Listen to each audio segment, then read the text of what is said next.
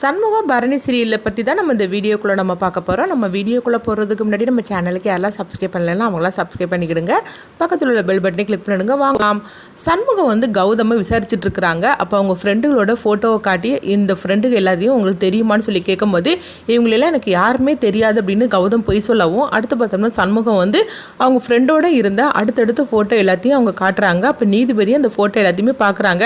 அப்போ நீதிபதி வந்து கௌதம் கிட்ட கேட்குறாங்க, என்னங்க சொல்லிட்டு இருக்கிறீங்க, உங்கள் ஃப்ரெண்டுகள் எல்லாம் தெரியாதுன்னு சொல்லிட்டு இருக்கிறீங்க, ஆனால் அவங்களோட நீங்கள் ரொம்ப நெருக்கமாக இருந்து பார்ட்டியெல்லாம் நீங்கள் கொண்டாடி இருக்கிறீங்க, அப்படி இருக்கும்போது இதெல்லாம் பொய்ன்னு சொல்ல வரீங்களான்னு கேட்கும்போது உடனே சிவனாண்டி வந்து அதை சொல்கிறாங்க, எங்கள் பாருங்கள் நீதிபதி, என்ன இருந்தாலும் சரி தான், இந்த கேஸுக்கும் இதுக்கும் எந்த சம்மந்தமும் கிடையாது, அப்படி இருக்கும்போது தேவையில்லாமல் சண்முகம் இதெல்லாம் விசாரிச்சுட்டு இருக்கிறாங்க, எதுக்குன்னு சொல்லி கேளுங்க அப்படின்னு கேட்கவும் உடனே வந்து நீதிபதியும் இப்போ சண்முகத்திட்ட கேட்குறாங்க, ஆமாம் சண்முகம், இந்த கேஸுக்கும் இதுக்கு என்ன சம்மந்தம் அப்படின்னு சொல்லி கேட்டுட்டு இருக்கும்போது அப்போ வந்து அவங்க பார்த்தோம்னா வைஜெயந்தியும் வந்து சத்தம் போட்டுட்டு இருக்கிறாங்க. அப்போ நீதிபதி வந்து வைஜெயந்தியை வந்து திட்டுறாங்க, என்னங்க நீங்கள் எவ்வளோ பெரிய அதிகாரி, உங்களுக்கு இந்த மாதிரிலாம் அதாவது கோர்ட்டில் அநாகரிகமாக பேசக்கூடாதுன்னு உங்களுக்கு தெரியாது அப்படின்னு சொல்லி கேட்கவும் இப்போ வைஜெயந்தி வந்து கேட்டுட்டு இருக்கிறாங்க, இங்கே நடக்கிற கேஸே வேற, ஆனால் அதுக்கு சம்மந்தம் இல்லாமல் என் பையன்கிட்ட சண்முகம் இந்த மாதிரிலாம் விசாரிச்சுட்டு இருக்குது, எனக்கு அது சுத்தமாக பிடிக்கல அப்படின்னு சொல்லவும் அப்போ நீதிபதி வந்து சொல்லிட்டு இருக்கிறாங்க, அதை பற்றி தானே நான் விசாரிச்சுட்டு இருக்கிறேன், நீங்கள் எதுக்காக இப்படி அநாகரிகமாக நடந்துட்டு இருக்கிறீங்க, நீங்கள் வந்து ஒரு பெரிய உயர்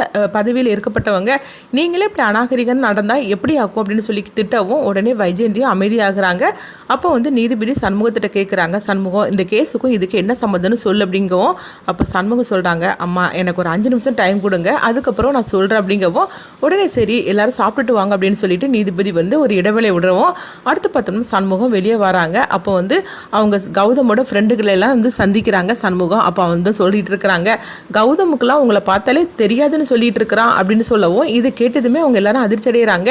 என்ன சொல்றீங்கன்னு கேட்கும்போது, ஆமாம் கௌதமுக்கு உங்களை யாருன்னே தெரியாதான், உண்மையை சொல்ல போனால் அவன் உயிரை காப்பாற்றிக்கிறதுக்காக உங்களுடைய கதையை முடிச்சாலும் முடிச்சிருவான் அப்படின்னு சொல்லிட்டு இருக்கவும் இதை கேட்டதுமே அவங்க 3 பேரும் பயப்பட ஆரம்பிச்சிருந்தாங்க. அந்த நேரம் பக்கம் வைஜெயந்தி வரவும் அப்போ வைஜெயந்தி வந்து அவங்க 3 பேரையும் போட்டு மிரட்ட ஆரம்பிச்சிருந்தாங்க, இங்கே பாரு கௌதம தெரியும்னு சொல்லிக்கிட்டு நீங்கள் 3 பேரும் சொன்னீங்கன்னு வச்சுக்கிடுங்களேன், உங்கள் 3 பேருடைய கதையை நான் முடிச்சிருவேன் அப்படின்னு சொல்லிட்டு அவங்க வந்து செய்கையாக காட்டிட்டு போகவும் இதை பார்த்ததுமே அவங்க அதிர்ச்சி அடைகிறாங்க. இப்போ சண்முகம் வந்து இதை கவனிக்கிறாங்க, பாத்தியா அந்த மேடம் உங்களை வந்து எப்படி மிரட்டிட்டு போகிறாங்கன்னு அப்படின்னு சொல்லவும் உண்மையிலே சொல்லப்போனாக்கி அவங்க பையனை காப்பாற்றுறதுக்காக அவங்க எந்த எல்லைக்குனாலும் போவாங்க, உங்கள் கதையை முடிச்சாலும் முடிச்சிருவாங்க அப்படிங்கவும் இது கேட்டதுமே அவங்க எல்லாம் பயப்பட ஆரம்பிச்சிருந்தாங்க.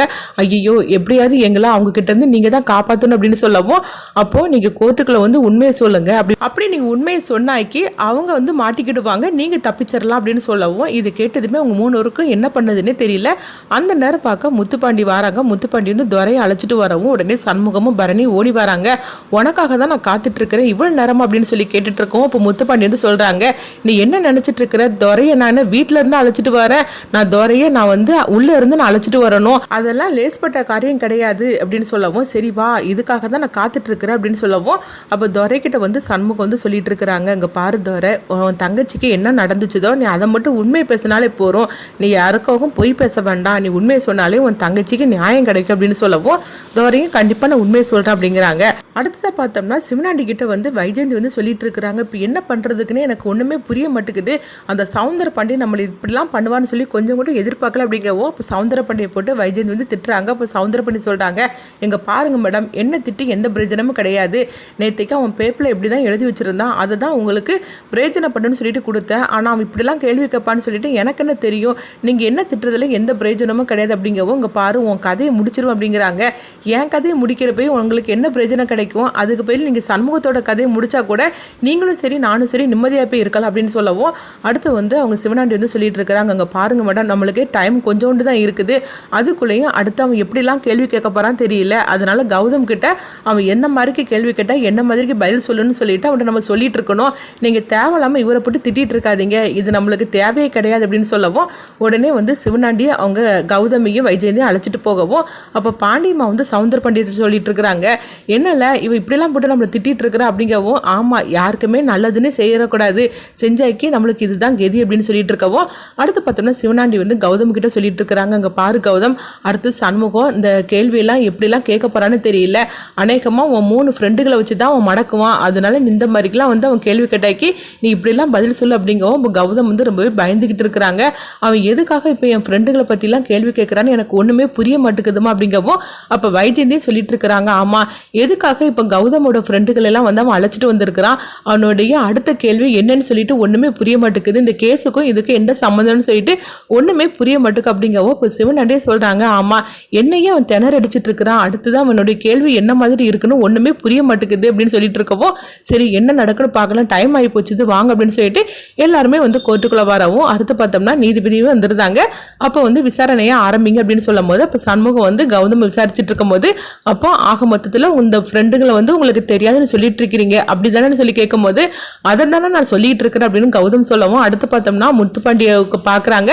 அப்போ முத்துப்பாண்டி வந்து இந்த 3 பேரையும் கூப்பிட்டுட்டு வரவும் அப்போ அந்த 3 பேர்ட்டு வந்து வைஜெயந்தி வந்து செய்கை காட்டுறாங்க. அதாவது கௌதம தெரியாதுன்னு சொல்லணும் அப்படின்னு சொல்லிட்டு செய்கை காட்டவும் அந்த 3 பேர் பயந்துக்கிட்டே வராங்க. அப்போ அந்த 3 பேர்ட்டையும் வந்து சண்முகம் வந்து கேட்டுட்டு இருக்கிறாங்க. கௌதம உங்களுக்கு தெரியுமான்னு சொல்லி கேட்கவும் உடனே இந்த 3 பேரும் கௌதம பார்க்குறாங்க. அடுத்து பார்த்தோம்னா வைஜெயந்தியை பார்க்குறாங்க. வைஜெயந்தி வந்து தெரியாதுன்னு சொல்லுங்க அப்படின்னு சொல்லிட்டு இருக்கவும் அப்போ சண்முகம் சொல்கிறாங்க, இங்கே பாருங்க, நீங்கள் வந்து யாருக்காகவும் பயப்பட வேண்டாம், நீங்கள் உண்மையை சொன்னாலே போகிறோம் அப்படிங்கவும் இப்போ இந்த 3 பேருமே சொல்லியிருந்தாங்க. ஆமாம், கௌதம் எங்களுடைய ஃப்ரெண்டு தான் அப்படின்னு சொல்லவும் இதை கிட்டதுமே வந்து வைஜெயந்தியும் கௌதமும் அதிர்ச்சி அடைகிறாங்க. அப்போ நீதிபதி வந்து கௌதமை பார்க்குறாங்க. அப்போ நீ போய் தானே சொல்லியிருக்கிற அப்படின்னு சொல்லவும் உடனே வந்து கௌதம் வந்து கத்த ஆரம்பிச்சிருந்தாங்க. இல்லை மேடம், இவங்களை எனக்கு தெரியாது அப்படின்னு சொல்லிட்டு இருக்கவும் அடுத்து பார்த்தோம்னா அவங்க கூட இருந்த, அதாவது கௌதம் கூட இருந்த இந்த வீடியோ எல்லாமே இருக்குது, அது எல்லாத்தையுமே வந்து நீதிபதி கிட்ட அவங்க ஃப்ரெண்டு வந்து காட்டவும் இதை பார்த்ததுமே நீதிபதி வந்து சொல்கிறாங்க, கௌதம் வந்து அதாவது நல்லாவே பொய் சொல்லுதான்னு நல்லாவே தெரியுது அப்படின்னு சொல்லிட்டு நீதிபதி கௌதமை போட்டு திட்டவும் அடுத்ததான் சரி இந்த கேஸுக்கும் இதுக்கு என்ன சம்மந்தம் அப்படின்னு சொல்லிட்டு சிவனாண்டி வந்து சண்முகத்தை கேட்கவும் அப்போ சண்முகம் வந்து அதுக்குள்ள பதில சொல்கிறாங்க, வைஜெயந்தி மேடம் வந்து என் தங்கச்சி அவங்க வீட்டுக்கு மருமகளை அழைச்சிட்டு போகணும்னு சொல்லிட்டு இந்த மாதிரிக்கு அவங்க பையனுக்கு என் தங்கச்சிக்கு கல்யாணம் ஏற்பாடு எல்லாமே நாங்கள் பண்ணணும். ஆனால் அந்த நேரத்தில் சிவபாலனுக்கு எல்லா உண்மையும் தெரிஞ்சனால சிவபாலனை இவங்க 3 பேரும் தான் வந்து அவனை தூக்கிட்டு போய் அடைச்சி வச்சுருந்தாங்க. அதுக்கப்புறம் சிவபாலன் தப்பிச்சு வந்து என் தங்கச்சி கழுத்தில் தாலி கட்டணும் அப்படிங்கிறாங்க. சரிதாயா, அதுக்கு இந்த கேஸுக்கு என்ன சம்மந்தம் அப்படிங்கவும் கொஞ்சம் இருங்க, நான் வந்து இப்போ தானே ஆரம்பிச்சிருக்கிறேன் அப்படின்னு சொல்லும் போது அப்போ நீதிபதியும் சொல்கிறாங்க, கொஞ்சம் சண்முகத்தை பேச விடுறீங்களா அப்படின்னு சிவனாண்டியை திட்டவும் அடுத்து வந்து சண்முகம் சொல்கிறாங்க, என் தங்கச்சியோட வாழ்க்கையை நாசம் பண்ணுறதுக்காகவும் என் குடும்பத்தை பழி வாங்குறது தான் அவங்களுடைய திட்டமே அப்படிங்கவும் அடுத்தது கொஞ்சம் இருங்கன்னு சொல்லிட்டு துரையை வரவழைக்கிறாங்க. அப்போ துரை வந்து யாருன்னு சொன்னோம்னா இந்த கேஸ் நடக்குதுல மாலதி அவங்களுடைய அண்ணன் தான் இந்த துரை அப்படின்னு சொல்லவும் நீங்கள் நடந்த உண்மையில சொல்லுங்க அப்படிங்கும் போது அப்போ துரை வந்து சொல்கிறாங்க, என் தங்கச்சியை அதாவது இந்த ஸ்கூலில் வேலைக்கு வந்து வரவழைச்சதே வைஜெயந்தி மேடம் தான், அது எதுக்காகனா சண்முகத்தோட குடும்பத்தை பழி வாங்குறதுக்காக தான் இந்த மாதிரிலாம் பண்ணுனா, அது மட்டும் இல்லாமல் அறிவழகனை காதலிக்க வச்சதும் இந்த இவங்க வைஜெயந்தி தான், அறிவழகனை மாலதி வந்து ஒன் சைடாக தான் லவ் பண்ணனாலே தவிர அறிவழகன் வந்து என் தங்கச்சி லவ் பண்ணவே இல்லை, அது மட்டும் இல்லாமல் கல்யாணத்தை எப்படியாவது நிறுத்தணும்னு சொல்லிக்கிட்டு அவன் இந்த மாதிரி பண்ணனா, ஆனா அறிவழகன் வந்து என் தங்கச்சியை லவ் பண்ணாதனால அவன் வந்து பார்க்கும்போது ரத்னாவை கல்யாணம் பண்றதுக்காக இருந்தான். அந்த நேரத்தில் என் தங்கச்சி வந்து எல்லா உண்மையும் சொல்றதுக்காக தான் வரவழைச்சான். ஆனா என் தங்கச்சியோட கதையை இவங்க தான் திட்டம் போட்டு முடிச்சுட்டாங்க அப்படின்னு சொல்லவும் இது கேட்டதுமே இப்போ 2 கேஸுக்கும் சம்மந்தம் இருக்குதா, ஆக மொத்தத்தில் என் குடும்பத்தை பழி வாங்குறதுக்காக தான் வைஜெயந்தி மேடம் வந்து இந்த மாதிரிலாம் திட்டம் போட்டிருக்கிறாங்க அப்படின்னு சொல்லிட்டு இந்த கேஸை வந்து அவங்க எல்லா விதத்துலையும் வந்து ஆதாரத்தோட சண்முகம் வந்து சொல்லவும் இது கேட்டதுமே வைஜெயந்தி கௌதம் சிவனாண்டி இவங்க 3 பேருமே அதிர்ச்சி அடைகிறாங்க. அப்போ நீதிபதி சொல்கிறாங்க, இது எல்லாமே வந்து காரணம் என்னன்னு சொல்லி பார்த்தோம்னா வைஜெயந்தி மேடத்தோட கணவர் விருமன் இருக்காருல்ல, அவருடைய கதையை முடிச்சது நான் தான் அப்படின்னு சொல்லிட்டு பழி வாங்குறதுக்காக தான், என் குடும்பத்தை பழி வாங்குறதுக்காக என் 2 தங்கச்சியோட வாழ்க்கையிலையும் இவங்க தலையிட்டு இந்த மாதிரிலாம் இவங்க நடந்திருக்கிறாங்க அப்படின்னு சொல்லிட்டு எல்லா ஆதாரத்தையும் சொல்லவும் இது கேட்டதுமே அவங்க 3 பேருமே அதிர்ச்சி அடைகிறாங்க. அப்போ நீதிபதி வந்து சொல்கிறாங்க, எல்லாமே வந்து சண்முகம் ஆதாரத்தோட நிரூபிச்சிருக்கிறான், அதனால அறிவழகனை நான் விடுதலை பண்றேன் அப்படிங்கிறாங்க. இது கேட்டதுமே வைஜெயந்திக்கு என்ன பண்ணதுன்னே தெரியும். அப்ப நீதிபதி வந்து வைஜெயந்திக்கும் கௌதமுக்கும் வந்து அவங்க தண்டனை கொடுக்குறாங்க. இது எல்லா பிரச்சனைக்கு காரணம் நீங்க 2 பேர் தான் அப்படின்னு சொல்லிட்டு ஆதாரத்தோட சண்முகம் நிரூபிச்சுட்டா, அதனால உங்க 2 பேருக்கும் வந்து தண்டனை கொடுக்கப்படும் அப்படின்னு சொல்லுவோம். இது கெட்டதுமே உங்களுக்கு என்ன பண்ணதுன்னு தெரியல. அடுத்து பார்த்தோம்னா சவுந்தரபாண்டி திருன்னு முடிச்சுட்டு இருக்கிறாங்க. அப்ப எங்க பார்க்கும்போது அறிவழகனை நிரபராதன்னு சொல்லிட்டு நிரூபிக்கவும் செய்திருந்தாங்க. அப்ப சண்முகத்தையும் பரணியும் வந்து நீதிபதி வந்து பாராட்டுறாங்க, இந்த கேஸை நல்லாவே சூப்பராகவே நீங்க எடுத்துட்டு போனீங்க, அது மட்டும் இல்லாம எல்லாத்தையும் ஆதாரத்தோட நீங்க நிரூபிச்சிருக்கீங்கன்னு சொல்லிட்டு அவங்க பாராட்டுறாங்க. அப்போ அறிவழகன் வந்து ரொம்ப சந்தோஷப்படவும் அதே மாதிரிக்கு பார்த்தோம்னா சண்முகத்தை அவங்க குடும்பமே சேர்ந்து கொண்டாடுது. ரத்னம் ஓடி வந்து அவங்க சண்முகத்தை கெட்டி பிடிச்சிட்டு அண்ணா என் இப்போ வாழ்க்கையை நீ காப்பாற்றி கொடுத்துட்டு அப்படின்னு சொல்கிறாங்க. அதே மாதிரிக்கு வீராவும் சிவபாலனை பார்க்குறாங்க. என்ன இருந்தாலும் சரி தான் தன்னுடைய வாழ்க்கையை இவங்ககிட்ட இருந்து காப்பாற்றுறதுக்காக தான் சிவபாலன் என் கழுத்தில் அந்த நேரத்தில் தாலி கட்டி இருக்கிறான் அப்படிங்கிற எல்லா உண்மையும் வந்து வீரா புரிஞ்சுக்கிட்டனால வீராவும் வந்து சிவபாலனை வந்து ஏற்றுக்கிறாங்க. அடுத்து வந்து அறிவழகனையும் ரத்னாவையும் வந்து சண்முகம் வந்து சேர்த்து வைக்கவும் அவங்க அறிவழகன் ஓடி வந்து அவங்க சண்முகத்தை கட்டி பிடிக்கிறாங்க. என் வாழ்க்கையை நீ காப்பாற்றி கொடுத்துட்ட சண்முகம் அப்படின்னு. அடுத்து அந்த சீரியல் முடிய போதா அப்படின்னு சொல்லிட்டு என்னன்னு சொல்லி பார்க்கலாம்.